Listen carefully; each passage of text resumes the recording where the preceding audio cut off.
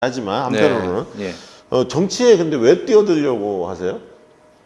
아까 말씀하신 것처럼 뭐 끝까지 책임지고 소비자를 대변하는 정치인이 없었습니다. 가습기 살균제를 봐도 이 엄청난 어떤 사고보다도 큰 사망자, 시민사회 단체가 집계하는 게 1,500명이 넘었는데 네. 지금도 과학적으로 검증할 책임을 피해자가 갖고 있어요. 그리고 여전히 그것 때문에 병을 얻었는데 어떤 병이냐를 따져서 피해를 보상하냐 마느냐는 다툼이 있는데, 그러니까 법의 문턱을 넘을 수가 없습니다. 뭐 특별법 만드는데도 너무 오래 걸려서 그동안의 사망자가 엄청나게 늘어난 거거든요. 저는 소비자 권익을 책임지고 대변하고 소비자 눈으로 정치를 봐서 법과 제도에 시장의 주인이 소비자라는 소비자 주권 정신을 넣는 사람이 저는 필요하다고 생각을 해요.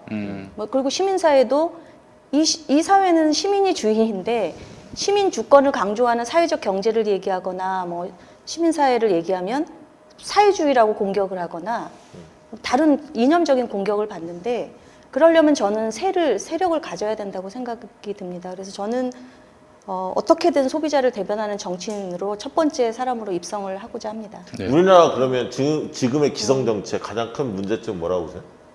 이 사회의 문제점이 공공성의 상실이거든요. 모든 게 시장의 거래로 다 돈으로 다 매겨지는 사회에서 국민을 대변하는 대의 정치의 철학이 저는 국민이 정말 원하는 걸 하는 것, 또 하나는 소수자를 보호하라는 건데 소수자가 양적 개념인 뿐만이 아니라 소외된 사람들을 얘기하는 거거든요. 권력을 갖지 못한 사람들. 그런데 오히려 권력이 집중된 곳을 대변하는 방향으로 가는 것이 저는 지금 정치라고 생각이 듭니다. 권력을 올바른 방법으로 분산하라고 직을 가지고 있는 사람들이 집중된 권력을 쫓아가는 것, 그게 저는 지금 한국 정치의 가장 큰 문제라고 생각이 들어서요. 약간 철학적 얘기를 해서 네. 의미가 남다른데요. 지역 주민에게 확 와닿는 공약을 내세워야 네. 사실은 아주 상징적이고 간명한 그 철학을 다 그 하나의 어떤 응축시키는 건데 우리 지금 생각하고 계시는 공약이 있으세요? 우선은 그러니까 의정부 을 지역 그 주민들을 만나보면 이제 의정부 지역 특성이 네. 갑과 을류나라인데 갑하고는 굉장히 다른 모습을 갖춰가고 있어요. 장암동, 예, 장암동, 그리고 밀락 신도시. 네. 신도시가 예. 들어선 거예요. 예. 새롭게. 그래서 그러니까 말하자면 동쪽이잖아요. 그렇죠. 의정부 중랑청을 끼고 네. 완전히 동쪽인데 네. 그냥 물리적으로 봐도 굉장히 다른 세상이구나 느껴질 정도로 아파트가 70%가 넘고 평균 연령도 이제 40세, 41세로 집계가 되고 그러니까 있어요. 구도심이 중심이었다가 신도시가 하나 신도시로 생긴 가는 거죠. 거죠. 예. 그러니까 그래서 새로운 구도심과 문화가. 신도시가 같이 병존하는 그런 예. 지역이. 예. 그러면 그런 지역의 특성이 어떤 요구가 큰가요? 지역 주민들은? 우선은 신도시가 됐는데 신도시가 갖춰야 되는 교통 인프라라든가 이런 것이 갖춰지지 않은 거에 대한 불만이 굉장히 커요.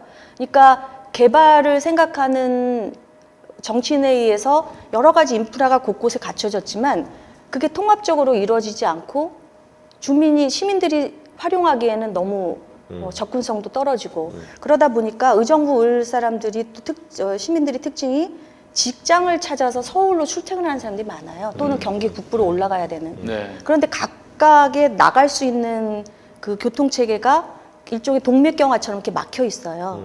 그걸 뚫어달라는 것이 오랜 이제 염원. 수건이구나. 예. 수건 사업이구나. 그래야 여기에 머물 수 있다는 거죠. 안 그러면 떠나고 싶은, 그러니까 설문조사나 이런 걸 통해 보면 떠나고 싶은 거예요. 여기 너무 머니까. 서울에서 들어가 보면 1시간 반에서 2시간이 걸리는 지역. 그게 원래 의정부 쪽에 옛날에 GTX 뭐 한쪽에 축이 그리 들었었지 근데 않나요? 아직은 그 원래 얘기는 있죠. 의정부 얘기는 쪽에. 있죠. 그래서 사실은 지하철도 지금 8호선 연장을 우리 시민들은 원하고 있고, 거기 그 의정부 경기 북도의 중요한 의정부를 정말 경제 활성화까지 견인해 내려면 교통 체계를 해결해 줘서 일자리를 찾아서 자유롭게 네. 시민들이 움직일 수 있게 하는 거, 그게 가장 큰 수건입니다. 아, 근데 늦게 뛰어들면 이렇게 네. 안에서 이제 먼저 자리를 잡은 이제 후보들도 계실 거고 이렇게 이제 텃세 같은 것도 있지 않습니까? 네. 지역에서도 오래 활동했던 그 분들. 텃세 중에 하나가 아니 그 지역 출신도 아닌데 왜 여기 내려오느냐 낙하산 아니냐 그 얘기잖아요. 사실은. 그러니까 그런 어려움들이 늘 따르잖아요. 네. 뒤늦게 뛰어들다 보면 어떻게 극복하고 계십니까? 우선은 뭐 어쨌든 그 굉장히 중도 보수라고 하는 지역에서 분투를 해온 선배 정치인들이니까 일단은 저는 좋은 뭐 공약이나 이런 것은 이제 존중하고 협력하는 게 맞다고 생각이 들고요. 지금은 경쟁하는 때니까 제가 어떤 전문가로 여기서 어떤 기여를 하고자 하는 거를 뭐 진정성 있게 전달하는 방법이라고 생각이 들고 그러면 열심히 만나고 있습니다. 아, 시민들을 시민도 거기 이제 그렇고 자료 기존 찾아보니까 정치인들도. 김민철 후보하고 네. 그다음에 임근재 후보 당에서는 이제 세 분이 네. 지금 그 문은수 후보까지 세 분이 경쟁하고 계시는 것 같은데 김민철 후보는 어떤 사람으로 보여지십니까? 그 경쟁자잖아요. 예, 지역에서 정치를 열심히 해온 분으로 알고 있고요. 다만 뭐 김민철 후보님만이 아니라 기존에 거기에서 굉장히 여러 노력을 해왔지만 이제 공약이라든가 그동안 해온 사업을 보면 좀 장기적으로 거시적이면서도 미시적으로 시민들이 뭘 원하는지 소통하면서 여기를 건강하고 안전한 도시라든가 또는 평화의 도시라든가 또는 경기 북부에 정말로 행정의 격을 갖춘 행정도시로 가는 그런 계획들이 아주 그 융합된 계획 체계는 저는 좀 부족하다고 생각이 들어서 제가 여러 정책들 또 도시를 설계해 본 경험자로서 그런 면에서는 제가 경쟁력이 있지 않을까. 네, 예.